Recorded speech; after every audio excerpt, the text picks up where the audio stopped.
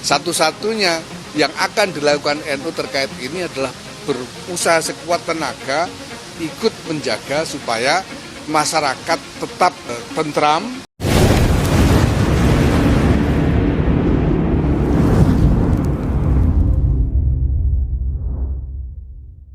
tetap harmonis, tidak terjadi antagonisme, tidak terjadi permusuhan antar kelompok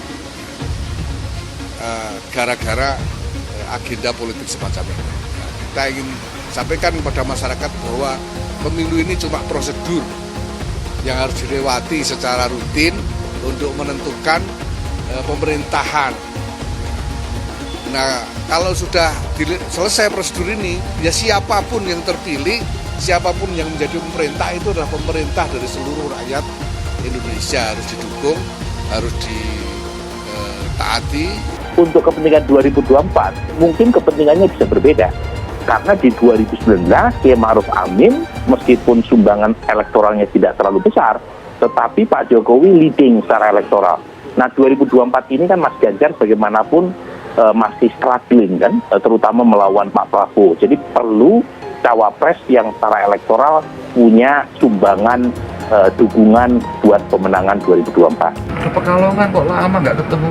Saya pengen cerita banyak, kan kita pengen cerita banyak. Jadi beliau menceritakan tugas barunya di One Team Press yang sekarang makin tambah sibuk, berkeliling ke banyak tempat, memberikan tausiah gitu, ceramah-ceramah terkait dengan nilai kebangsaan yang tadi beliau cerita bagaimana bangsa dan negara ini mesti dikelola dengan baik, mesti mendengarkan banyak pihak gitu ya, sehingga mendapatkan solusi tengah yang bagus dan bersama-sama menuju ke depan. Karena situasi yang ada di luar juga, di luar Indonesia juga sedang tidak mudah. Itulah nilai-nilai yang selalu saya sangat kagum sama ini yang selalu konsum pada soal-soal seperti itu. Tetap kita lihat bagaimana terutama tingkat popularitas, tingkat pengenalan Ganjar, dan tingkat pengenalan Pak Prabowo dan pengenalan Pak Anies. Ini sekali lagi, selain kondisi subjektif atas dasar pertimbangan, pasangan ini dari standar minimize ideologi threshold lah untuk Indonesia ke depan, tentu tidak bisa lepas dari hal yang menyangkut elektoral, dan saya yakin akan secepatnya, karena pasangan ini semakin cepat juga akan ada proses untuk sosialisasi seperti hanya Ganjar, Pak Ganjar yang awalnya akan dideklarasikan isunya adalah 24 Juni maju sebelum Lebaran. Ini keinginan kita untuk terus-menerus mensosialisasikan. Dan betul bahwa 10 nama itu tidak lepas dari hal-hal yang tadi Pak Burhanuddin sampaikan.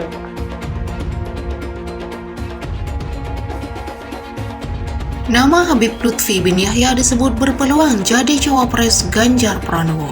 NU dukung penuh. Tribunmanado.co.id. Satu nama lagi mencuat berpotensi menjadi bakal calon wakil presiden Ganjar Pranowo di Pilpres 2024. Ia adalah ulama ternama Habib Lutfi bin Yahya.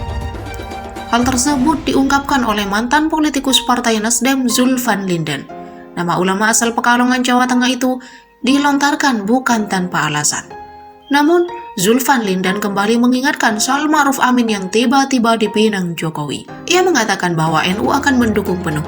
Dia tak menampik jika nama Habib Lutfi saat ini belum muncul dalam bursa kandidat Cawapres 2024. Namun, Zulfan mengingatkan ketika tokoh NU Ma'ruf Amin tiba-tiba dipinang menjadi Cawapres Joko Widodo di Pilpres 2019. Ketua DPD PDI Perjuangan Bali yang juga Gubernur Bali Iwayan Koster bersama bakal calon Presiden Ganjar Pranowo saat jalan sehat di Denpasar, Bali, Sabtu 17 Juni 2023. Usai belusukan ke Pasar Anyar Bahari dan Pasar Warakas, serta berbincang dengan pedagang, Ganjar tiba-tiba menelpon PJ Gubernur DKI Heru Budi. Lantaran Heru sedang ada agenda, Ganjar kemudian menelpon Sekda DKI Joko Agus Setio.